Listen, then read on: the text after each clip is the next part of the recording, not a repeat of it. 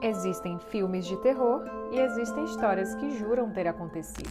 E entre esses dois mundos nasceu uma franquia que deixou muitas pessoas sem dormir e redefiniu o horror moderno: Invocação do Mal. Hoje iremos revisitar a trilogia, mergulhar nas histórias reais que inspiraram os filmes, conhecer um pouco mais dos bastidores e, claro, as entidades que assombraram tanto os personagens como o público. Ao final, falaremos também do último capítulo dessa história, Invocação do Mal, Os Últimos Ritos, que estreia dia 4 de setembro nos cinemas. Prepare-se, porque aqui o terror vai além da ficção. Antes de entrarmos nos 3 filmes principais, vale lembrar que o sucesso de Invocação do Mal deu origem a todo um universo cinematográfico, com spin-offs que exploram figuras marcantes como a boneca Annabelle e a freira demoníaca Vala. E prepara o print porque eu trouxe o super presente, o Invocaverso, em ordem cronológica de lançamento para facilitar a maratona de vocês. Mas nessa jornada, iremos explorar o coração da franquia. A trilogia que acompanha o casal Ed e Lorraine Warren em suas investigações mais sombrias.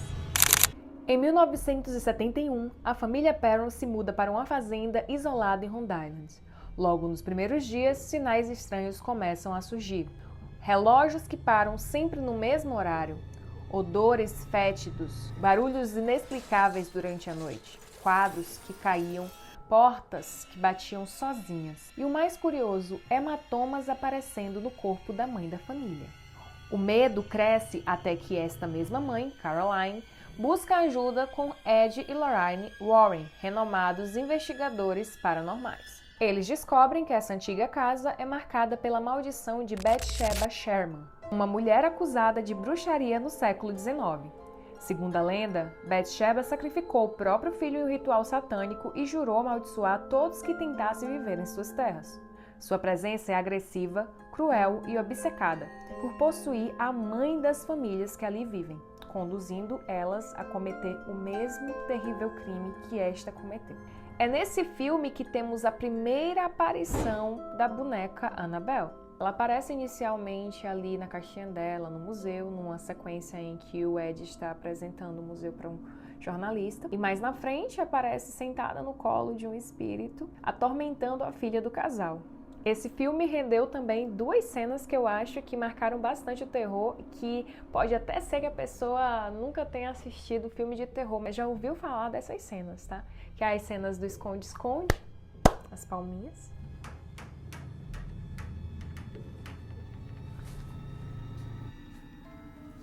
Oh, I know where you're hiding. Give me the 3rd clap.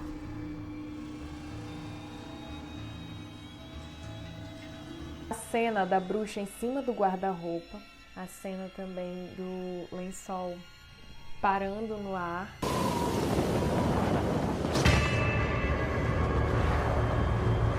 A cena também da caixinha de música, eu acho que também é um elemento muito marcante aqui nesse filme, que é assim que encerra a música, quando você olha para trás, através do espelho, você consegue enxergar o menininho que já morou lá na casa, o espírito dele. Aquele começo, quando aparece baseado em fatos. Desde os anos 60, Ed e Lorraine Warren são conhecidos como os detetives paranormais mais famosos do mundo. Lorraine é clarividente, já o Ed é o único demonólogo não ordenado reconhecido pela Igreja Católica. Dos milhares de casos em toda a carreira controversa deles, existe um tão maligno que eles mantiveram em segredo até agora. Baseado numa história real. Invocação do Mal. Dá um arrepio na espinha, certo? Porém, você já se perguntou o que ali de fato é realidade e o que é que foi criado para o filme? Sim, realmente a família Perron relatou esses acontecimentos de sentir o cheiro podre, dos hematomas aparecendo do nada, dos barulhos. Todos esses acontecimentos paranormais foram relatados pela família, que chamou os Warren. E a Lorraine realmente constatou que sentia essa presença dessa bruxa Bathsheba. A verdadeira Bathsheba Sherman teria nascido em Rhode Island por volta de 1812. E apesar da lenda de que ela teria desvivido seu próprio filho com uma agulha de tricô, oferecido ele a Satã e tirado a própria vida logo em seguida, há relatos de que ela só faleceu idosa, com mais de 70 30 anos e viu seu filho, inclusive, virar pai também. E a verdadeira família Perron morou na casa conhecida como The Arnold Estate por cerca de 10 anos. Aquele final dos Warrens contra a entidade é puramente cinematográfico. Na verdade, acabou com eles sendo expulsos depois da sessão espírita dar errado. Mas convenhamos, resultou em uma das melhores sequências de exorcismos da história do cinema. Eu não sei vocês, mas eu amo aquela cena onde a Lorraine coloca a mão na cabeça da mãe e pede para ela lutar pela família dela. Eu sempre me emociono quando eu reassisto. Inclusive agora, quando relançou o filme nos cinemas e eu reassisti, eu me emocionei novamente, porque de fato eu acredito que é uma cena muito linda que vai além do terror e do sobrenatural. Já nos bastidores, a atmosfera era igualmente tensa, assim como no filme. Lorraine Warren chegou a visitar as gravações e no mesmo dia, coincidentemente, houve problemas elétricos. E falando na Lorraine, vocês já tinham percebido que ela aparece ali como quem não quer nada, no meio do público que estava assistindo aquela palestra que os Warrens dão na universidade. Outra curiosidade que eu acho bem legal sobre o filme é que a bruxa Bathsheba é interpretada pelo ator Joseph Bishara. E esse não é o único trabalho do divo com James Wan, não. Ele também faz o Cara Vermelha na franquia Sobrenatural, que também é curiosamente estrelada pelo Patrick Wilson. James Wan chegou a levar objetos do próprio Museu Warren para as gravações, o que aumentou ainda mais a sensação de realismo. Só que para as filhas da família Perron, o que aconteceu naquela casa realmente foi real. Até hoje é isso que elas afirmam. Agora viajaremos para Londres, em 1977, para o poltergeist de Enfield, um dos casos paranormais mais documentados da história. Peggy Hodgson, mãe solteira de 4 filhos, percebe que algo sinistro está acontecendo em sua casa. Móveis que se movem sozinhos, batidas nas paredes que ecoam durante a noite e a sua filha Janet começa a ser possuída por uma presença obscura. A princípio, o espírito que atormenta aquela família parece ser Bill Wilkins, o idoso que morreu naquela casa. Mas logo descobrimos que o velho é apenas um disfarce para o terrível demônio Volok, que aparece em forma de freira para desafiar a fé de Lorraine Warren. E é aqui que temos também uma das criaturas mais perturbadoras do Invocaverso, o Homenzinho Torto. Uma criatura alta, pálida, toda distorcida, com um sorriso macabro que tenho certeza que assombrou o pesadelo de muitos. Baseado em um personagem do folclore infantil, o Homenzinho Torto conseguiu se tornar uma figura marcante na franquia, tanto por conta desse seu visual, como também dessa musiquinha sinistra. James Wan pretendia fazer um spin-off que infelizmente foi cancelado. Me conta nos comentários se você, assim como eu, também ficou triste quando soube dessa notícia. Quem interpreta o Homem Torto é o ator Javier Botet, que possui uma condição rara chamada de síndrome de Marfan, que dá a ele essa aparência magra, alta e muita flexibilidade, fazendo dele perfeito para o papel. Já a atriz por trás da Valak se chama Bonnie Aarons, e a caracterização do rosto da Valak é baseada no próprio rosto da atriz. Sim, aquele nariz é dela mesmo, não é prótese. Bom, e o que é real aqui e o que foi criado para o filme? Entre 1977 e 1979, Janet e Margaret Hodgson, em Londres, foram o centro de fenômenos estranhos.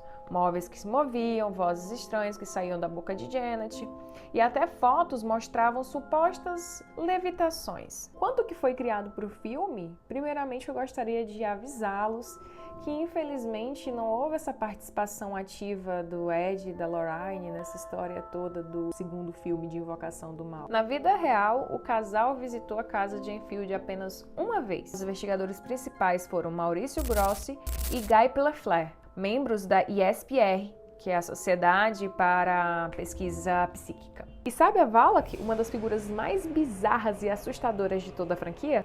Ela foi inventada pelos roteiristas. Não há qualquer registro que esse demônio com esse nome e essa aparência de freira tenha aparecido no caso real. Porém, na demonologia, Valak seria a 62ª entidade descrita na chave menor de Salomão e teria o poder de indicar a localização de tesouros escondidos, além de possuir afinidade com serpentes. Invocação do Mal 2 é sem dúvidas o meu filme favorito de toda a franquia, com uma das sequências mais horripilantes do terror, que é aquela em que a Lorraine vê ela passando pela sala inteira até chegar no quadro que o Ed fez dela.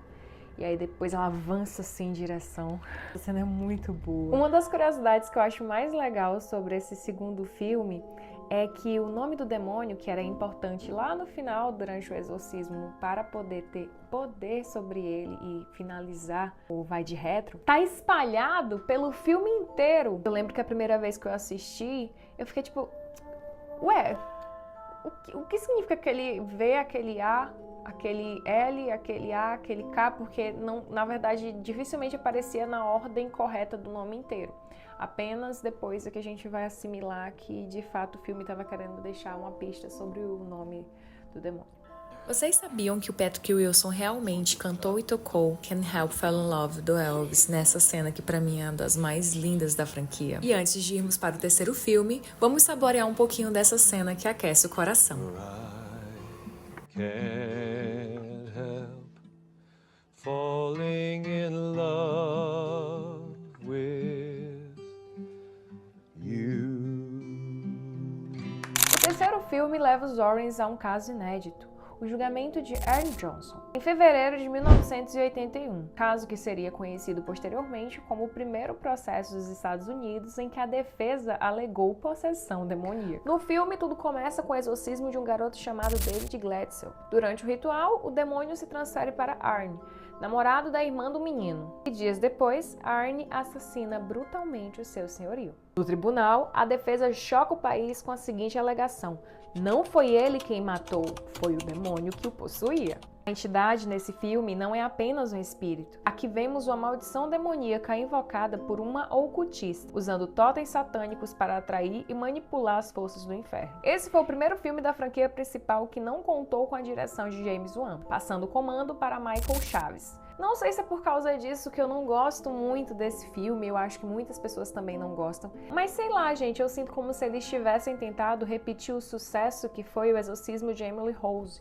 Para quem não conhece, também é um caso que envolve tribunal e um padre está sendo investigado por contribuir com a morte da garota Emily Rose, que apresentava características de possessão demoníaca, mas a acusação alegava que todos os rituais de exorcismo foram que contribuíram para a morte da garota. Porém, eles falham miseravelmente aqui nessa tentativa. Eu gosto muito de Exorcismo de Emily Rose e acho que foi brilhantemente executado, mas aqui eles se perdem e parece que o filme nem faz parte, de fato, do universo. Se não tivesse o Ed e a Lorraine ali, daria até pra dizer que é um filme que não tem nada a ver com Invocação do Mal. Talvez se tivessem mantido essa figura demoníaca que foi cortada do filme, poderíamos ter um outro resultado, mas nunca vamos saber. Apesar de ser um filme não tão marcante, bem esquecível, ele conta com algumas cenas bem legais. Como essa cena da Lorraine contando como foi que eles se conheceram, mostrando pra gente mais uma vez que o principal da franquia é o amor desses dois. E uma curiosidade bem legal sobre os bastidores desse terceiro filme é que essa cena inicial do exorcismo do David foi gravada com um dublê e por uma garotinha contorcionista que tinha cerca de 11 anos de idade. Me conta aí se você sabia dessa. A investigação do totem das bruxas e a figura da ocultista nunca existiram. Lorraine não teve nenhuma visão heróica que salvou vidas. Isso foi apenas uma construção do roteiro. Na vida real, o julgamento seguiu o curso da justiça americana e Arnie foi condenado de 10 a 20 anos de prisão,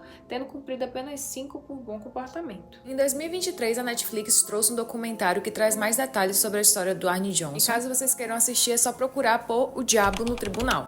A trilogia Invocação do Mal não apenas aterrorizou o público, ela criou um universo que mistura realidade, fé e medo. Cada entidade, Annabelle, Avala, que Homem Torto, Bathsheba, se tornaram símbolos do mal silencioso que parece rondar o nosso cotidiano. E agora nos aproximamos do capítulo final, Invocação do Mal 4, Os Últimos Ritos. O filme encerra a saga dos Warrens nos cinemas. Dessa vez, a história será inspirada no caso dos Smurl. Considerado por muitos o caso mais intenso dos Warren, promete ser a investigação mais sombria e perigosa da dupla. Será o último confronto de Ed e Lorraine contra as forças do mal e o fim de uma das maiores franquias de terror, e ouso dizer, de romance, da história. E aí, vocês estão prontos para se despedir de um dos casais mais lindos do cinema? Eu, particularmente, não estou pronta. Para mim, o Patrick Wilson e a Vera Farmiga tinham uma química inigualável como Ed e Lorraine Warren. Foi difícil, inclusive, para a própria Vera Farmiga se despedir do seu marido fictício. Vera, a gente te entende, tá? E agora você vai responder para mim, qual dos casos mais te marcou Qual é o seu filme favorito da trilogia? Qual é o que você menos gosta também? Qual é a entidade que você acha mais perturbadora? E se você acredita nos relatos dos Warrens ou acha que eles foram dois grandes charlatões? Charlatões ou não, eles serviram como base para a minha franquia de terror favorita. E se você, assim como eu, gosta de cinema, em especial de filmes de terror, e gostou do formato desse vídeo, já se inscreve no canal e até a próxima aventura.